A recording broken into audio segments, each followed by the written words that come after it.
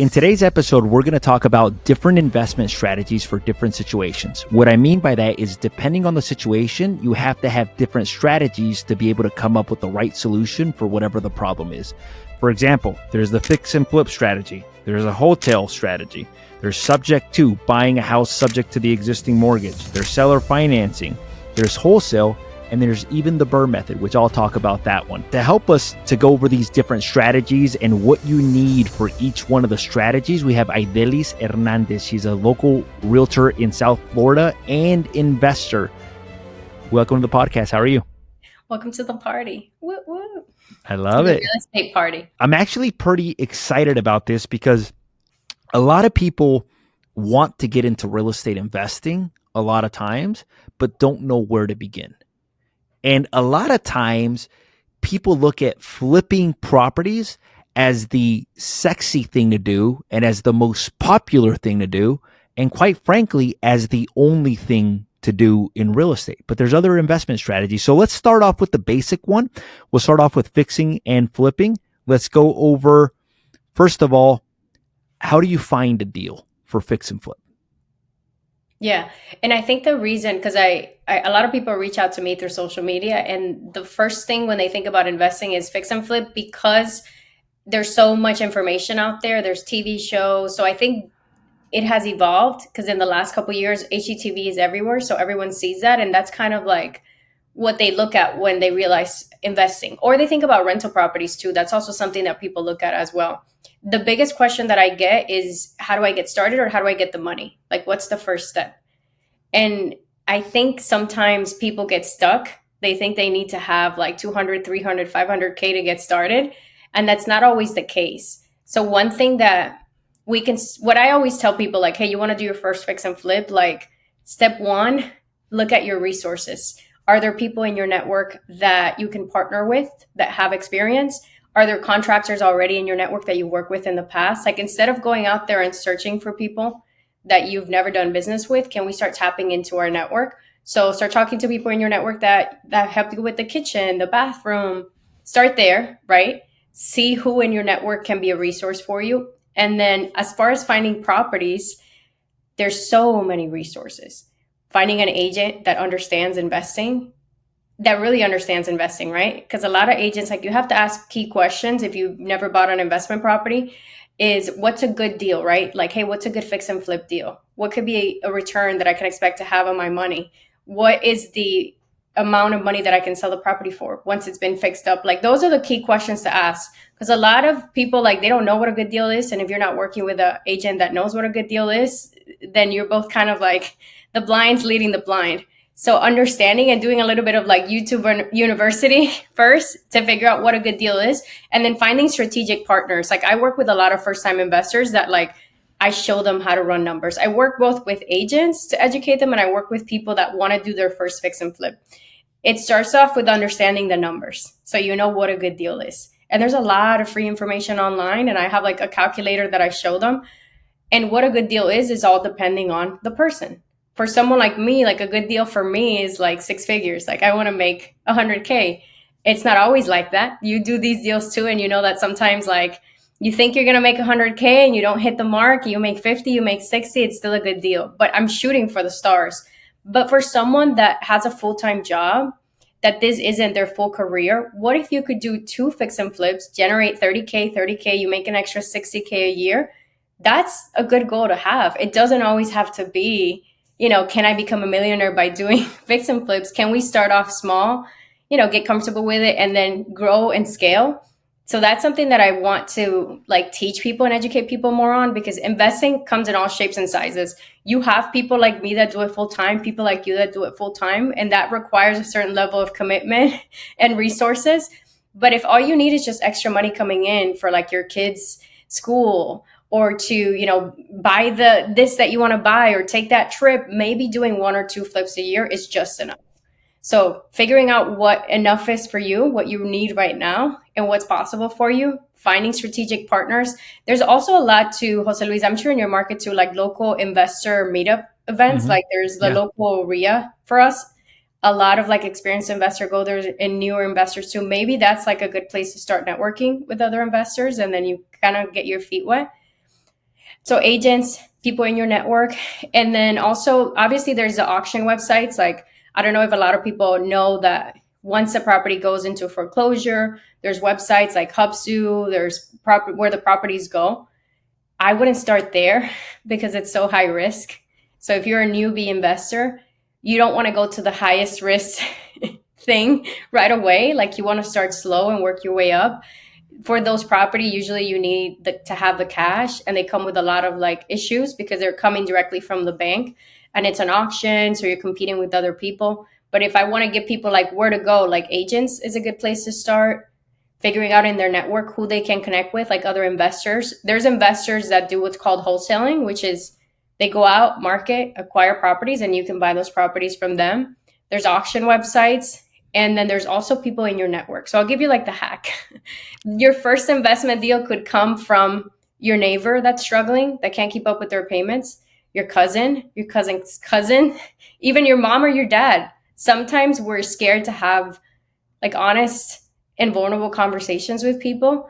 But if you knew that understanding, how to put a fix and flip deal together, that you could come in, save your cousin from foreclosure, fix and flip their house, you could partner with them. They make money, you make money. Now you're thinking outside the box, but you're also bringing value to someone in your network that needs it. Because a lot of times, like we're talking to sellers that come to us that are in a tough financial situation, but why didn't their like cousin or brother or sister have that conversation with them? You know what I'm saying? Like Yeah. sometimes we don't have to go that far. People think it needs to be this like big thing when it could just be, hey, look, I'm starting real estate investing. I have different resources, how I can help you. If you find out anyone that's, maybe struggling with their payment or a little bit behind, or maybe they have an issue with the city where there's a lien or a violation, I have resources that I can help you with. So if you hear of anybody that's in that situation, I can help them out. Amazing. It's funny. I started looking for private lenders maybe like 3 years ago when I started building ADUs. And I was expecting for them at a mastermind group to tell me about a specific website where I can go plug in a deal and they'll fund it for me. And their advice came down to like, look, just start talking to the people that you already know and start telling them what you're looking for. And then I promise you, private lenders will pop up. And at the beginning, I remember talking to about 30 people, and one of them said yes. But now I see them everywhere, and there's a lot more people. But it's because I knew what I was looking for, and I started having these conversations. So I agree with you 100% on that. So it's funny because what I heard you say is like, look, there's three different ways to find deals from agents, Mm-hmm. wholesalers, Mm-hmm. and then there's direct to owner, meaning like going straight to the owner, which is the relationship thing that we talked about. Um, Obviously, there's higher level strategies like putting money into marketing. Like I run a marketing funnel where we cold call sellers that are in distress. That's like higher level stuff. But like I don't want people to create a barrier or limiting belief where now they feel they have to go spend money into marketing. I don't want that to be the reason why someone doesn't move forward. There's easier ways that you can get started. I'll give you another like easy hack. When you're driving around your neighborhood, if there's a house that you see that's in disrepair, all of like let's say you have to pick up your kids from school or go to the grocery store. If you're driving around and you see a house that's in disrepair, you can knock on the door, talk to the seller, see if they'd be interested in selling, and you can go on websites and just find their phone number and call them. That's another like free way that doesn't require, that's called driving for dollars. So that's like where you start, and then once you have a little bit of money, then yeah, you could cold call, you could text, we do Facebook ads, YouTube ads, but that's like not where you start. Start with stuff that's accessible for you and that already kind of blends into what you're doing. Because if you're driving to your kid's school and you see a house that's in disrepair, write down the address and call them later. Well, I even think that like the direct to owner, that's so the agent and wholesalers, they already did all that. They already negotiated with the homeowner. So as a newbie, that might even be the easiest place to start, which I think you were alluding to. It's just like, hey, look, an agent already talked to the owner. They already negotiated a price a lot of times. The wholesaler already did that. So it's a lot easier for you to do that. Because once you start going direct to owner, there's a lot of different skills that you have to somewhat, it's just a little more complex, but a lot of times that's where you can find the best deal as well too, if you go direct to owner. Sales and negotiations, like, so it depends because if you're trying to talk to someone that's you don't know, then some people, they have to deal with rejection and sales and negotiation. But if you do the first route, which is just talk to people in your network and see who needs help, Easy. that's easy. That doesn't Yeah. require anything. Doesn't require a lot of skill. Good. You talked about a calculator, and you talked about like how different people have different margins. What kind of margins can people expect in Florida, and what do you look for in the calculator? Meaning, like, I know what I look for in California. What is the formula? So it's tricky when you talk about like formulas, because I know online there's the 70%. So let's say the property can sell for 500K. You want to be at 70% of that minus repairs and your profit margin, but that doesn't usually pencil in. And I think it's like deal specific. So right now, what we're doing, specifically us, is we're looking at deals two ways. One way is if we go in and we do a full remodel, meaning kitchens, bathrooms, we just make it like 2025 standards. What do those numbers look like? And how much time is it going to cost us? And what does that mean as far as carrying costs? So we invest more. It may take us a little bit longer to turn around the property, but we also have more costs. That's what we call fix and flip. So we're also looking at it as a hotel. What if we just come in, do minor repairs, we paint it, we clean it up, and we list it on the market as is? That usually is a quicker turnaround, and it doesn't require us to spend as much time with contractors dealing with permits. And a lot of times for us, the just put it on the market and clean it up strategy has worked out better, even though sometimes we're making a little bit less. Like, I'll give you numbers. Let's say we fix and flip it, we can make 90. And if we wholesale it, just put it on the market, we can make 50. For an extra like 30K or 40K, do I want to go through the hassle of doing demolition, putting a new kitchen, dealing with the contractor? And it's like, I don't know if I necessarily want to go that route, especially in the market that we're in, because you have to adjust as a market pivots. We know right now, even if we put in like top finishes and do the nicest job, it's taking a little bit longer for properties to sell. So the less money I have sunk into the deal and the quicker I can get in and get out, that's a better strategy for us. So margins depend, because South Florida is an expensive market. We're not at California prices yet, but we'll get there soon. We're catching up. So it depends. On a deal that's like 500, 600K, we want to make like 100K. On a smaller deal, 300 to 400, we want to make around like 70 or 80. That's what we shoot for, right? That's the goal. And we don't really do high-end luxury flips just because we want to stay in a market that's affordable. Anything that's FHA or conventional, we want to stay in that market. It's just a decision, a business decision that we've made, just because carrying costs, that may change. Like in 6 months, we'll have this conversation and I'll tell you, like, I'm just doing luxury flips. But that requires a higher capital investment. It requires more time. And then we have a very niche pool of buyers versus we know if it's an FHA buyer and a conventional buyer can buy it, we have a higher pool of people and we're in and out. So it's a different clientele. Well, not only that, like I actually lost some money when the rates went up and in May of 2022, because the market in our area dropped 10-15% plus in a very short period of time. And what I realized is that I started underwriting deals differently at that point. What I realized was that one of the metrics that I look at is, okay, what's worst case scenario? Worst case scenario, I have to hold on to this property for an extended period of time. And I looked at it like, okay, what would my monthly payment be and what could I rent it out? Sometimes with the luxury properties, your monthly payment could be $20,000 a month. And let's say that you can only rent it out for $10,000 a month. That means either you have to fire sell it and take a loss, or you're going to have to be okay with losing $10,000 every single month. So I came up with a number like, okay, I'm okay with losing $1,000 to $2,000 a month. That won't like break the bank, but I'm not okay with losing $10,000, $20,000 a month as well too. So I started like underwriting them even like, can I make the money? But what's worst case scenario if I have to hold on to this property? And am I okay with it? If I'm okay with it, great. If I'm not okay with it, then because I've flipped like apartment complexes that are like 1.5 or higher up where the payment is higher, but the rents collected are higher as well too. So that kind of like compensates for that as well.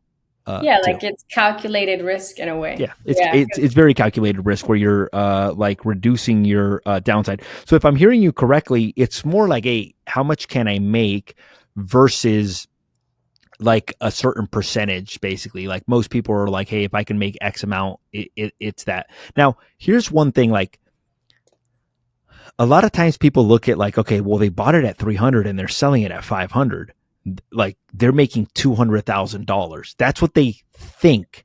And Yeah. initially, when I would see the spreads, I'd be like, well, if you bought it for 100, 300 and you're selling for 500, you're making a killing. But there's a lot of expenses that people don't factor in whenever they're flipping property. Can you go over some of those expenses? And then I think the biggest expense is probably cost of capital if you're getting a hard money loan. I didn't realize about hard money loans till like maybe 5 or 6 years into my career. Can you talk a little bit about how hard money loans, how they work, and how somebody can use hard money loans to potentially buy property as well too, with less money down than having all the money in cash? Yeah, so when we talked initially about like roadblocks of why people don't get started, it's the money piece. But the reality is you don't need to have the full cash to purchase a property cash. So there's actually what we call hard money lenders, which is companies that this is their business model is they lend to fix and flippers. So it's called a hard money loan. I don't know where the name hard money loan came from. I would imagine just because of the hard cost, because it is expensive. So it's supposed to be a short-term loan just for fix and flip. So it's not a conventional or FHA loan where you're buying to have 30 years.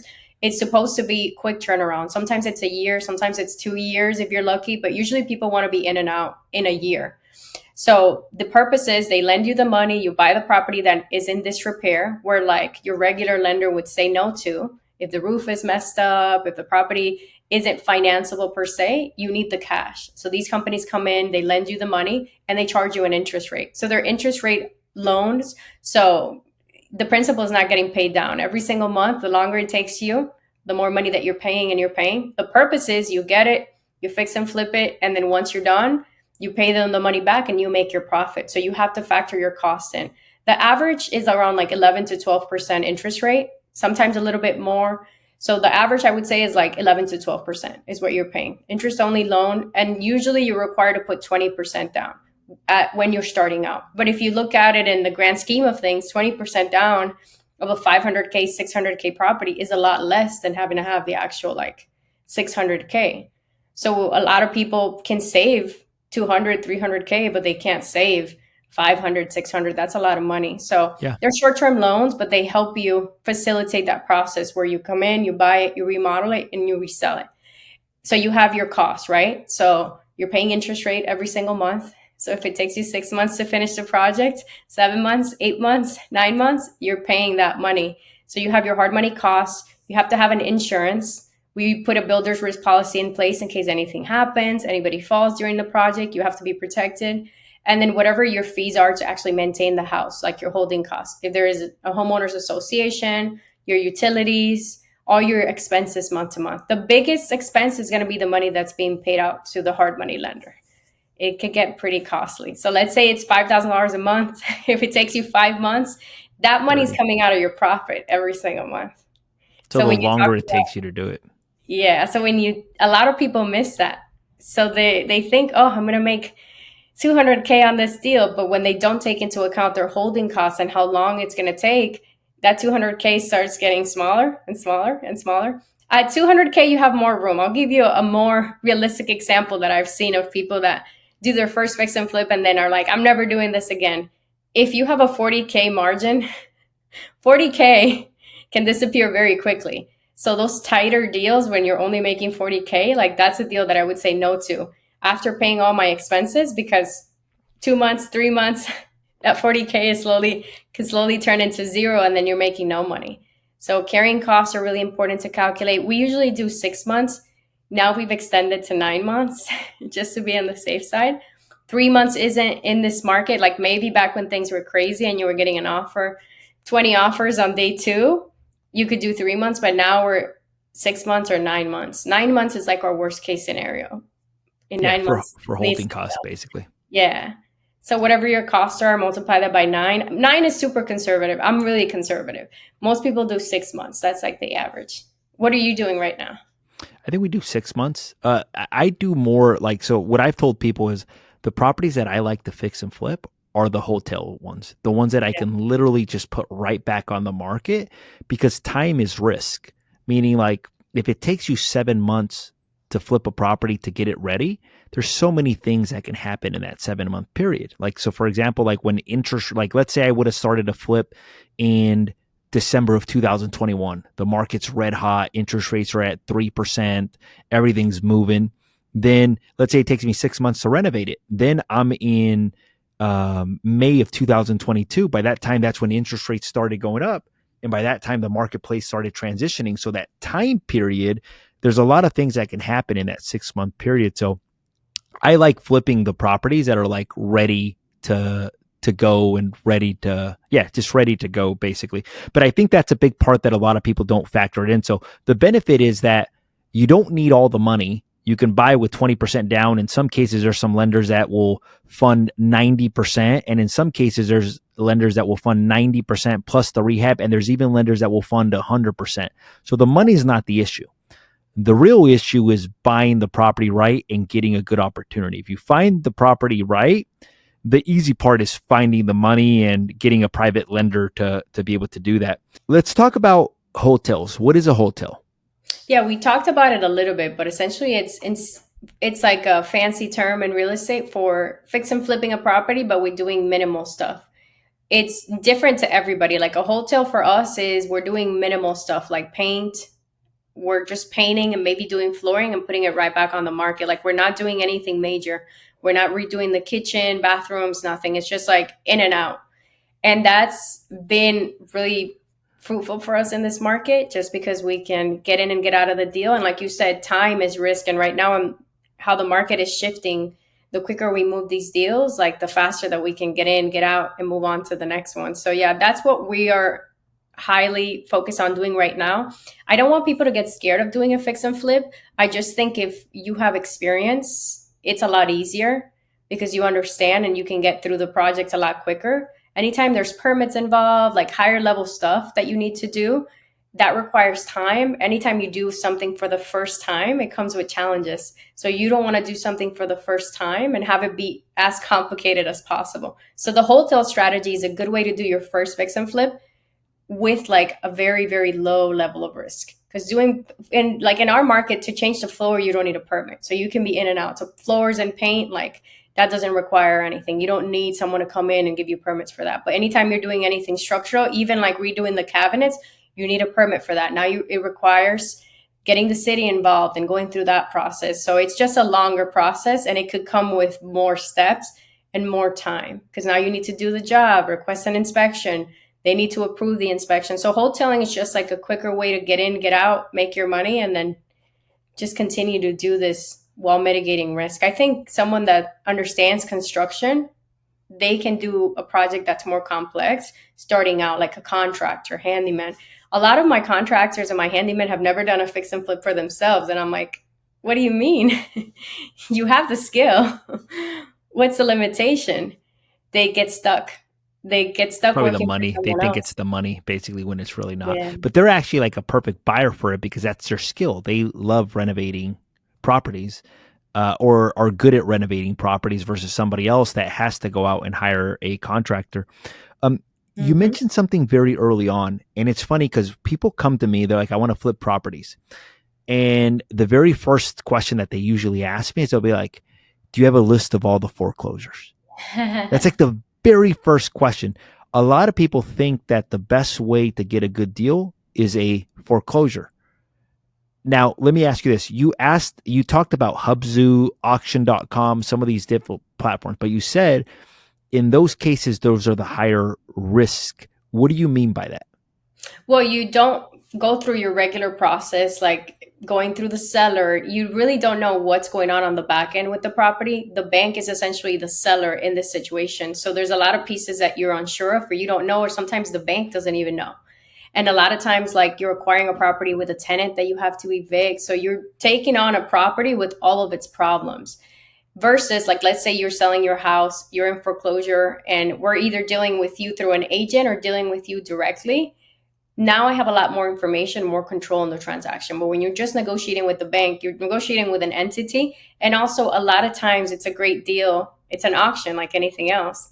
It's a great deal until it isn't because you're competing with a lot more people and a lot more people that are more experienced. A lot of those properties come with a lot of issues. So why would you do your first deal with a high level of risk and it's not a secure thing versus when you actually have a due diligence process and there's multiple steps, inspection periods, things like that. There's deals on the MLS. You can find good properties on the MLS, and there's a lot of checks and balances versus going through an auction website. And you need the capital or a hard money lender to be able to get those deals done too. You need to Well, it's actually even have the cash. it's even like I remember going to an auction very early on in my career at the courthouse, and there was the shark of the shark there. They were like the most sophisticated buyers. But what a lot of people don't realize that when you bid in front of the courthouse, you don't know exactly what you're bidding on. You're bidding on a lien that is foreclosing, but that lien could be a second position lien. That lien can be a third position lien. So like there could be a lien that you're like, oh, it's $50,000. Oh my God, I'm buying a house for $50,000. But what you don't realize is that there's a second lien that you have to pay off and a first lien. So what if those second liens and first liens are like really high? Then you just bought something with negative equity because the first and the second lien are really high. So I think what you're trying to say is that because foreclosure is different. There's Yeah, like foreclosure at auction, there's foreclosure on some of these auction websites, and there's foreclosure where the bank owns it just and relists it with the real estate agent, and then there's foreclosure where the owner still owns it. I yeah, think the one where the owner still owns it is probably where some of the opportunities are at with lower risk. yeah. Whenever it goes into auction in front of the courthouse or auction on some of these websites, there's a higher level of risk because a lot of times you're buying it even with the occupant in place. And a lot of times you don't even get to see the property from the inside as well, too. Yeah, we had it happen. We had a seller that had bought a house. He thought it was a great deal. What he had purchased at auction was there was like a small debt by the association, which was like 15K. Oh my And God. he didn't do his due diligence. Ended up there was a mortgage that was like 500K that he had to take on. He had already bought the house. So that's could happen if you're not doing the due diligence and you're like, oh, I'm buying this house for 15K. It's too good to be true. It usually is because there's other people that have liens on the property that could come back. So that happens with people that buy tax liens also. You think you're getting like a great deal and then you get like this little non-existent like little corner house that was demolished. Like everything comes with a level of risk. So if you're starting out, it depends how experienced you are, right? Experienced investors do really well At at the auction. auction. They do really well. But if you're starting out just getting educated, you want to make sure there's some checks and balances so that you're protected, whether you're going direct to the seller, there's a title company that's involved, you do your due diligence, you could see the property prior to closing. That because you could go in like, and I mean, I've heard horror stories of people that buy the property at auction and then you come in and the tenant has like blocked off all the supply lines of water, has flooded the house, has destroyed it.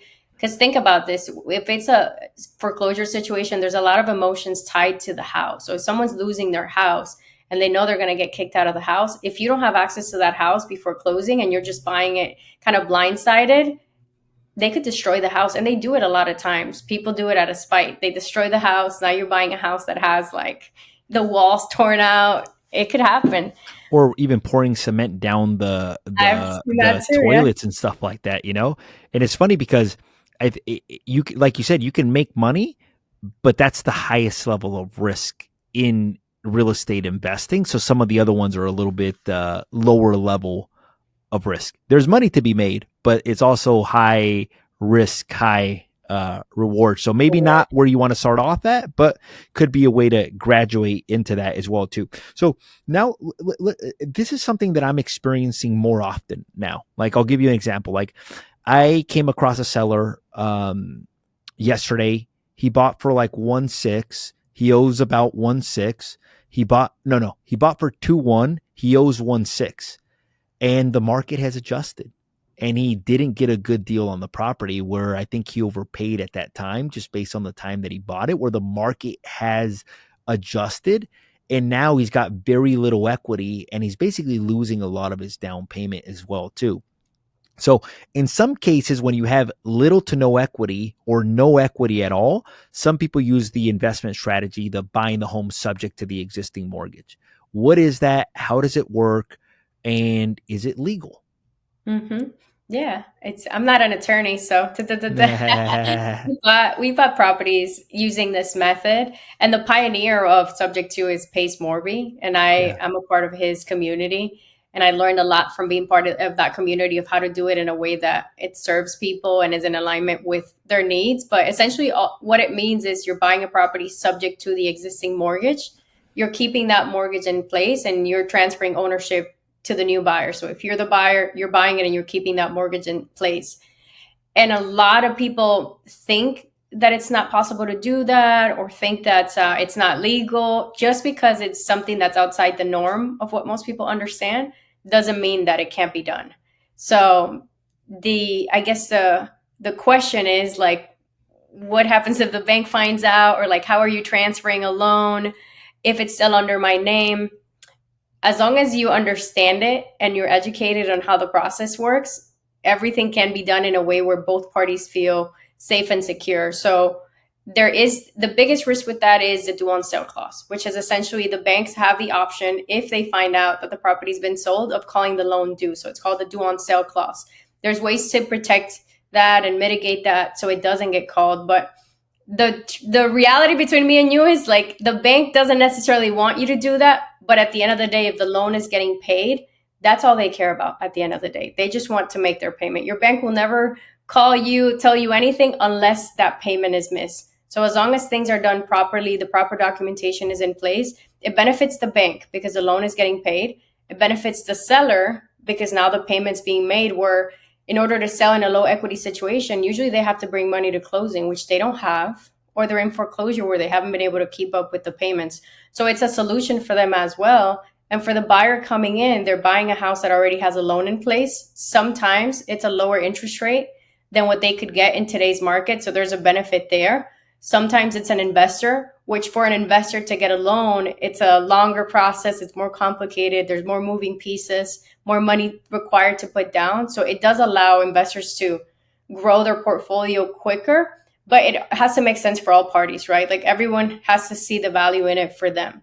So for your client, for example, with a no equity, he has two choices, right? One, sell on the market and bring money to closing to pay commissions, closing costs. If he really needs to sell and he doesn't have the money, what does he do? He's stuck. Yeah, and it's a challenge. Like, so I'm noticing some people that bought in 2023 in our market, or even in 2022, the market hasn't appreciated as much. Like, so like if you're in a market where the market's going like up very fast, this strategy will never come into play because you buy at 400, 2 years from now, it's worth 500 or 600, you've got equity. But whenever let's say you buy at 500 and now it's worth like 510 and you've got commissions in place, the commissions alone are going to eat that $10,000 in gain, which means now your options are limited, which means now either you can bring money to the table, you can short sell, or you can do the subject to, or you can try to rent it out. But in some cases, some of the properties don't cash flow because you put so little money down and the rents are less than what you would pay in a mortgage. So it's basically a solution for people with little to no equity, basically, to be able to sell a property, get out from underneath it, and have somebody take over their payments. The easiest way I've heard it explained is almost like somebody taking over your car payments, basically. Easiest way. Okay, cool. Seller financing. Have you ever done a deal with seller financing? How does that work? And how is that different than getting financing from a bank? I'm flying down to New Orleans. We got a seller finance deal. I've never seen it. I'm going to see it for the first time this weekend. So I'm flying out Friday. I love seller finance. It's one of my favorite strategies because what you're doing is you're structuring the terms so it makes sense for both parties and both parties can agree to whichever way they want to do it. So it's really flexible. So seller finance, you own some properties. Let's say one of your properties is paid off. I'm coming to you, Jose Luis, and I'm telling you, hey, look, I'll buy your house. But instead of me going and getting a loan from, Chase, Wells Fargo, why don't you become the bank? So I'm upgrading you from the owner to the bank, and we're structuring how we want to do this, how many years we want to do this, the kind of down payment, the interest rate. And the beauty about it is that we could structure it whichever way possible. We could do 30 years, 20 years, 10 years, 5 years, 7 years, interest rate, no interest rate. And then both parties have to align on what the goal is. Like if I'm an investor and I'm buying a property seller finance, I need to look at what my exit strategy is. Am I going to rent it? Am I going to Airbnb it? Am I going to rent per room? I want cash flow, right? So my monthly payments have to allow me to have cash flow. But if I just want to live in the house because I love the area and this is the home that I want to be in, then it's going to be a little bit different. Maybe I'm okay with giving you a higher down payment and a higher monthly payment because this is going to be my forever home. So it depends how you're looking at the deal. For the sellers, a lot of times they can ask for more money on a seller finance deal. And there's also some tax benefits and things that they can get from doing it that way as well. I love it. It's funny Mm-hmm. because the 25 unit apartment that I bought was a seller finance deal. Love I was speaking to him and I'm like, would you ever consider owner financing? He goes, yes, I would, especially for that. you. And he goes, I'm like, Love how much that. would you want down? And he tells me X. I'm like, how much would you want interest rate? And he tells me why. And I'm like, how long would you be willing to finance it for? And he says X period of time. And that's like one of the best deals that I've ever got, but it came from asking the owner. And like you said, the owner receives certain tax incentives as well too by doing so. So not only that, but it's so much easier than having to go through a bank. Like Yeah. it's so much easier. It's like sometimes that's what makes the deal attractive, that you don't have to go through the entire process. Not that you don't qualify, but like it just, whenever you have multiple assets, you have different things, you're self-employed, there's just a lot of different things that the bank process. This is a much easier process to go through, basically. Yeah, and to give people like pros and cons on both sides and things to look out for, if you're the one doing the seller financing, you do have to take some steps to make sure the person can actually make the payments, right? Like if I'm the one offering seller finance, I still go through a qualifying process. I have them run through our lender just to make sure they can actually do the payments. Sometimes your ideal seller finance buyer is someone that's a business owner that they don't necessarily qualify for a regular loan, or the terms aren't that great on a regular loan because they're self-employed, but they have the money, they can afford it. You don't want to also put someone in a situation where now they can't keep up with the payments, because there's risks to anything. Then you have to foreclose, get them out of your property. So when you're the one doing the seller financing, you do have to put some systems in place to make sure you're following guidelines, you're not breaking any laws. So just having them qualify and having something in writing, some records that you've actually taken them through a process to qualify them.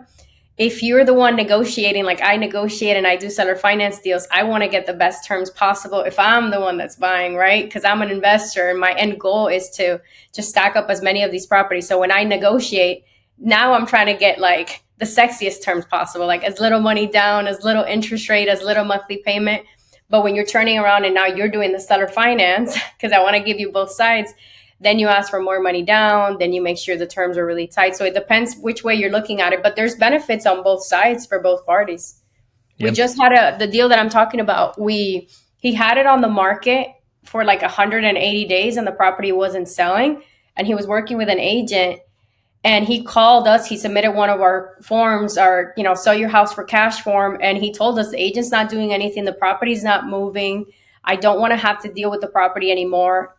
He had moved back to Florida, the property's in New Orleans, and he didn't want to rent it. He had already gone through that process. He hated dealing with tenants. So when I came in and I talked to him, I told him, look, what if we could get you the cash flow without the tenants? What if we could upgrade you to the bank? We pay you every single month without the headaches. We give you a down payment and you have that security that you have someone that's paying you every single month. We deal with the repairs. We deal with anything because now we are the owners of the property. So it's that process of being the landlord, but without any of the headaches. Like, how would you feel if we could structure that?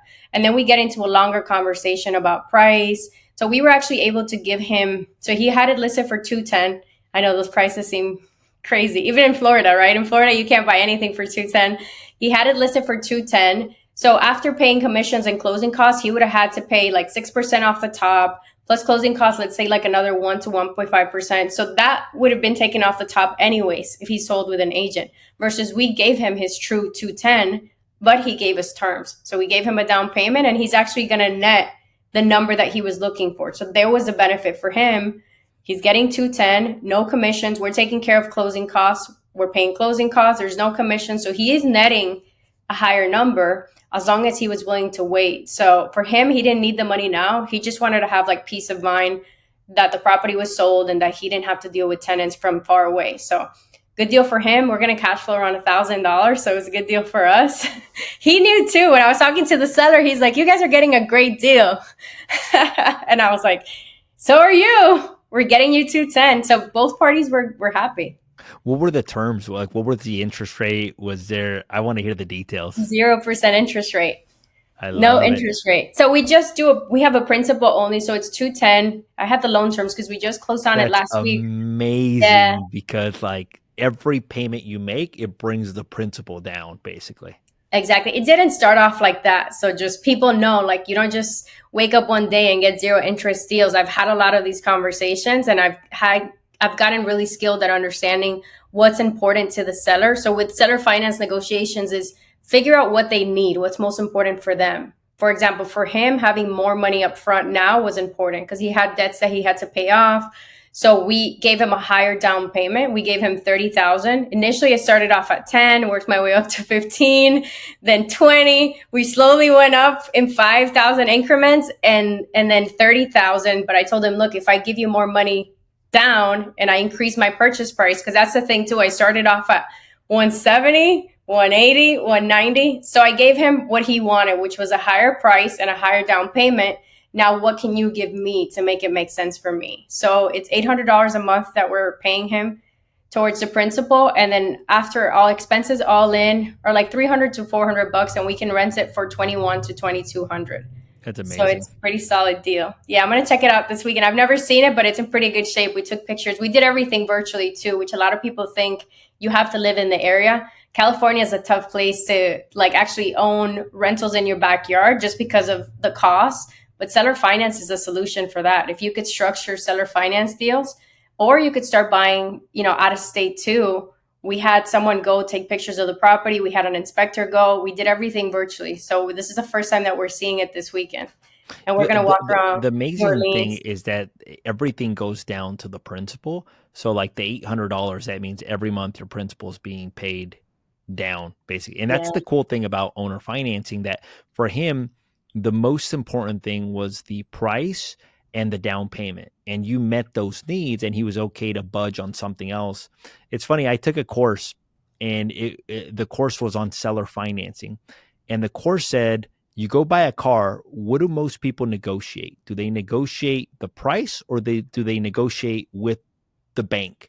And it's like, no, they negotiate the price. payments. But where do people make where do the dealerships make their money? They're like, they make it in the lending. He's like, so if you understand the lending portion of it, you can actually structure a deal where you're meeting their needs, but you're also structuring in a way where it benefits you as well too, which that principal only, it makes it so almost like the equivalent of had you bought it maybe like for 130, 120, and you would have got like a 4 or 5% rate. It makes it equivalent to that. So it actually makes it a much better deal because of the owner financing basically Yeah, the component. amortization calculator, it's an interesting tool, but it also will give a lot of people nightmares. Because if you bought your house and you ever put the terms of, well, when you sign your closing documents, It they shows you. usually have the amortization breakdown. No one ever looks at it because I work with a lot of buyers that are like just so excited that they're buying their first house, but you pay a lot of money in interest. If you do pay the house in that 30-year time frame, you're paying Double. so much money in interest. So now that I'm structuring seller finance deals for myself, it never makes sense to pay interest. So if we can pay no interest or just add it to the sales price or just give him a higher down payment, I'm paying a lot less because that same house, 210 plus add 4% interest, we're paying a lot more money. So Yeah, no you'd be paying interest like is cool. 400,000 basically if you had to finance it basically. It's like double almost Yeah. basically. The hack on that is because I want to give people some actionable lessons that they can implement is we just tell the seller, what if instead of the interest we can add it to your purchase price? What if we just add that interest to your purchase price? When you do the math, I wouldn't do like you don't do 5% by 10 years and add up what the interest would be each year because then it doesn't do you any service because you're paying that. What I would do is just have a flat number. What if we just add 30K to your price? What if we could just do that, Mr. Seller? Very few people understand interest rate or are going to actually take the The time to go amortization there schedule, yeah. and do the amortization schedule. So the seller feels like they're getting something, right? You're giving them a higher price and then you're getting a better deal. And you can also tell them like the reality is if I refi you out in 3 years or 5 years, you're not going to get your full interest. But if I add this to the purchase price, I'm You giving get you a more lot money. more money. So that's like a tool that you can use. And it has to be honestly someone that's like very experienced, or a mortgage loan originator or a real estate agent, if even, that's going to sit there and actually calculate what the interest rate would be. But most people aren't going to do that. And just you giving them a higher price, you're creating a better deal for yourself. They're getting more money. And now it works for everybody. Do the math of what you would pay with interest rate versus no interest rate. And you'll be like, yeah, I'm never paying interest rate again. Well, not only that, but you'll be like, I'll pay above appraisal value, or I'll pay above whatever you're asking me for if you're willing to structure it in this capacity. Yeah. For Yeah, this market too, outside of just investors, someone right now that's looking to buy like their first home or their second home, and the rates right now are atrocious. They're not that great. What if you could come to the seller and offer seller finance, and you could buy the property with seller finance terms and get a better interest rate than you could on the market? So starting to have that conversation with agents as you're going and putting offers on houses, hey, what if we could do seller finance? The house has to be paid off for it to make sense for them to do seller finance. If there's a loan, now we go into a different creative structure, which is where you take over the payments and do a seller finance note. But just to keep it simple, what if you could buy your first house on seller finance as like your primary home? yeah, Most people don't ask because they don't know. agreed. And Mm-hmm. it's funny that class was like, look, that's where people make the money in the finance department, because they understand the amortization schedules, they understand interest. And that's the part that a lot of people don't take the time. Most people just focus on, hey, what price could I get it? What price could I get it? You gave them probably above even market value because he was listed before and he wasn't getting it sold, basically. So you probably overpaid in price. But it was funny because when I bought my big apartment complex, I bought it for 4.4 million. It actually was on the market for a little bit of time. He had received offers like at 3.7. So that's like a $700,000 difference right there in terms of like what other people had offered him. But the owner financing made the deal because I got 30-year fix on a commercial asset, at a That's great great. rate. How long is that loan, just out of curiosity, with the 10 years. 10 years? 10 That's years. fantastic. Yeah. By Mm-hmm. that time, it'll be paid off, Yeah, basically. you usually on seller finance, and I'm sure you know, like the more time you get on the loan, the better, The because better. now you Yeah. have more time for the market. 'Cause some people will say like, well, I'll give you a seller finance note for 2 years. 2 years is not No enough benefit. time.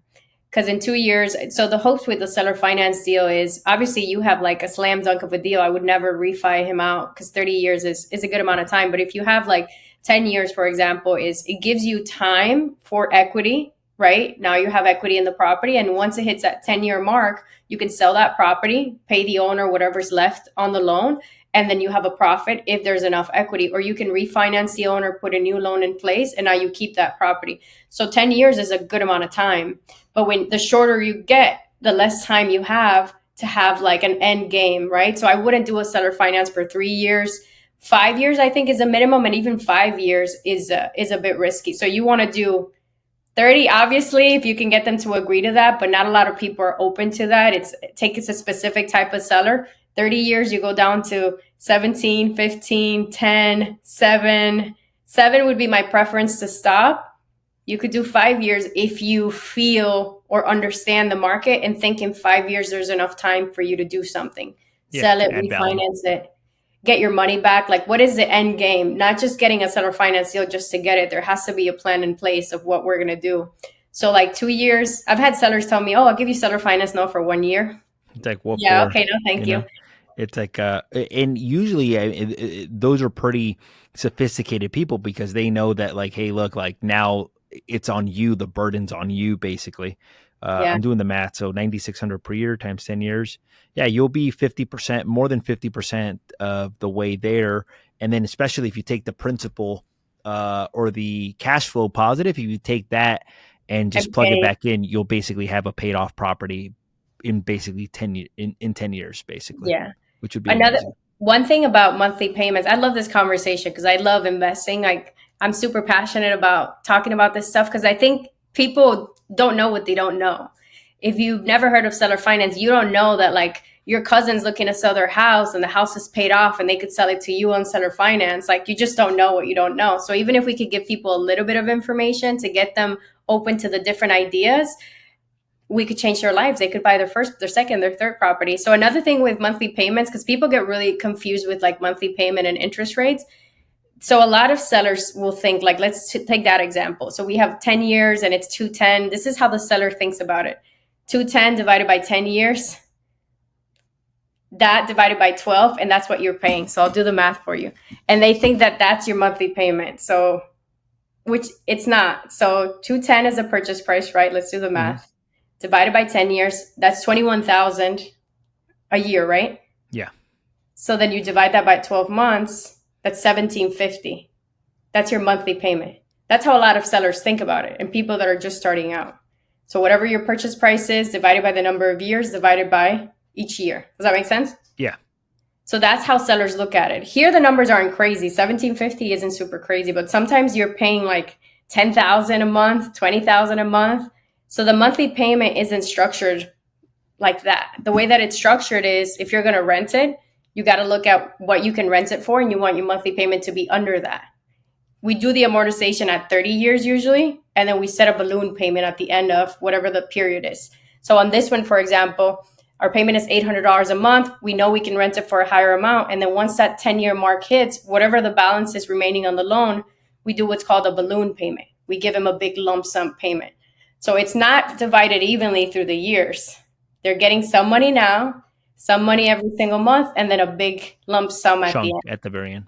How did you guys come up with the $800 for this one? Just out of curiosity. Just go as low as possible is my motto when I'm negotiating. So I started off at $500 a month, and then we worked our way up to 800. I knew I could rent it somewhere around like 21 to 22. And then I told him like, hey, we have to pay taxes, insurance on this property, and deal with all the expenses, vacancies. Right. So a lot of times they don't think about it, right? Like the seller doesn't understand your cost. He got it because he had rented property. So he knew, like, usually we put away like 20% for maintenance and repairs of whatever we make. So it's not a true cash flow. So if the seller is like, hey, the monthly payments are going to be $1,700 and I can rent it for $2,000, that's not a deal, because that doesn't leave me with a lot of room. And a lot of newer investors that are getting into buying rental properties, they're like, I'm cash flowing $200 a month. And I'm like, yeah, wait till something breaks. You're cash flowing negative. So you need to be mindful of like, what is your true cash flow? Are you really making $300 a month? Are you putting some money aside for expenses? I mean, you know this. Something always is going to break. So you can't be so tight on your numbers. So my motto is just go as low as possible, see what you can get away with, work your way up, give him a little bit more here, and try to keep my monthly payment. On the down payment, I didn't mind giving him that as a down payment because I had such great terms on everything else. Yeah. Yeah. So it didn't. Which is kind of like 15% down, almost like like somewhere above 10, less than 20, basically. I'm still under 20%, right? So better than what I could get on the bank. And I have no interest rate. So like that's a no-brainer. Anytime I have no interest, I'm okay with giving a little bit more money down. If I have more time and I have a lower payment, so I'm okay with that. But if I have to pay interest rate, now there has to be like a back and forth. You have to give me something in return. It's crazy because when I took that class on seller financing, one of the things that they said is the longer you can get it, the financing for, the better the term, or the better it is for you. What they proposed, even like, let's say somebody wanted like a 5% a percentage. They're like, and they only wanted to do it for 5 years. Like, okay, what if we did it for 3% the first 5 years, then the next 5 years we do it for 5%, and then after that, if you're willing to make it like another 15 years, what if we make it a 6% basically after that? So you give them more than what they want. And what he explained to me was like, look, yes, they're getting the 5% on the second set of 5 years, but the benefit to you is that you're getting a 3% on the highest loan balance. So by the time you pay down the first 5 years, you've already paid off so much of the principal.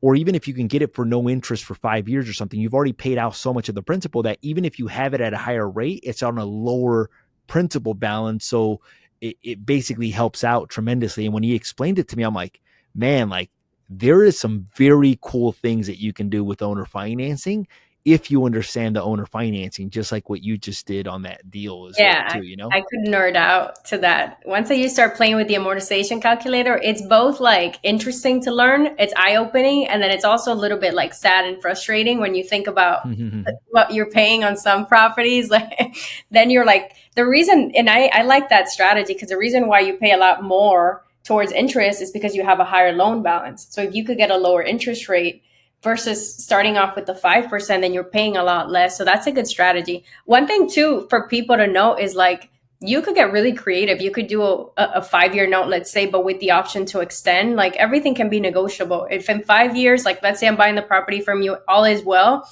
If we have something in writing, I can come to you and be like, hey, look, how has it been this last 5 years? Are you happy with the amount of money that you're getting every single month? Are you happy with me making my payments on time?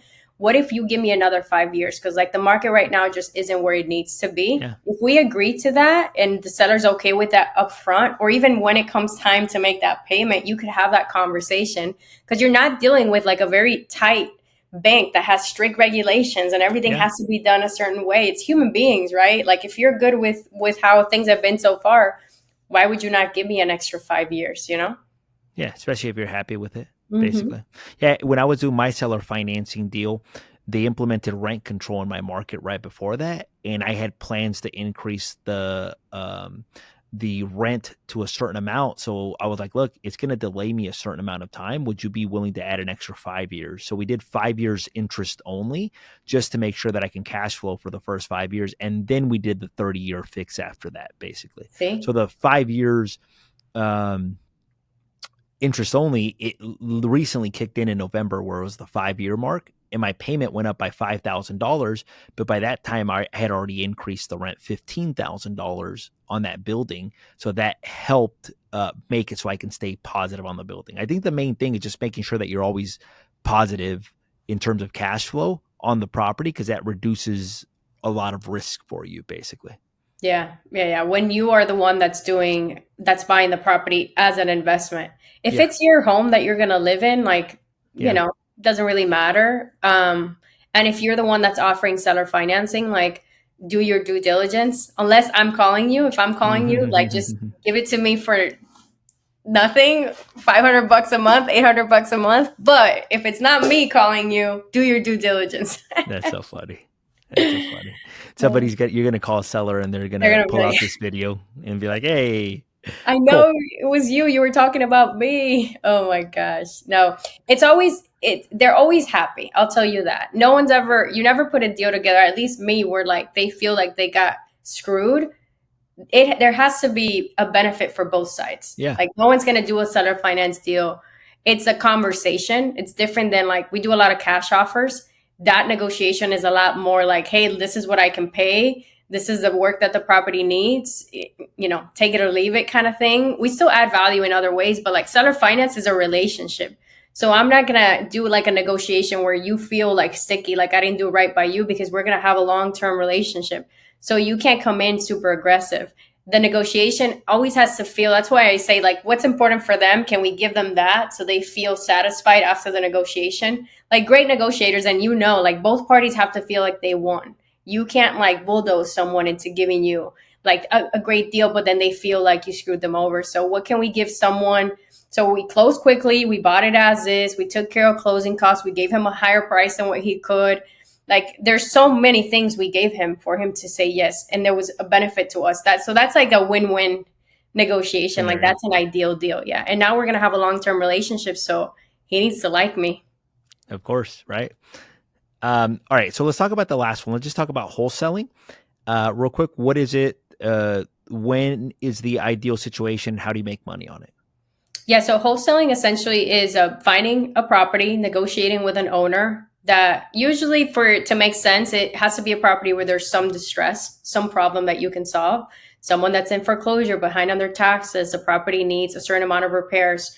There's a problem that we're solving. We're negotiating with the seller, we're agreeing on a price. Once we have that contract in place, we're finding another investor, let's say you, that is willing to buy that property at a higher price. What we call it like flipping contracts, because that's really what you're doing. You're flipping the contract. I'm taking the property, let's say let's do California prices, 800K. Even that's not even that expensive in California, 800. And let's say you're willing to buy it for 850, let's say, simple numbers. So there's 50,000, right? So I'm making that margin in the middle. It's like options almost, like when you look at it as like the stock market, but it's a contract. Yeah. The seller is happy because they're getting the number that they want, and the investor is happy because you're putting in the work to go out, find this opportunity, negotiate, put the deal together, and you're bringing them an opportunity that they can go in and they can buy or they can fix and flip. So there's value on both sides. And I know wholesaling gets a bad rep sometimes just because there's some people that are not doing it in like an ethical way. But as long as you're serving people at a high level, you're serving the seller, providing solutions, and you're serving the investor, you make money, everybody's happy.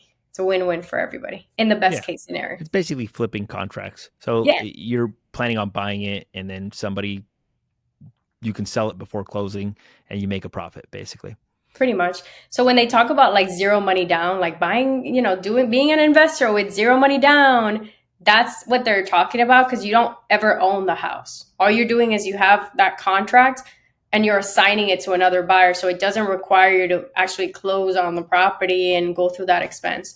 So it's an easy way to get started in real estate and just leverage sales and negotiation skills to make money. A lot of people, that's where they start. And then the evolution is you start doing fix and flips because now you have enough capital to put into these deals.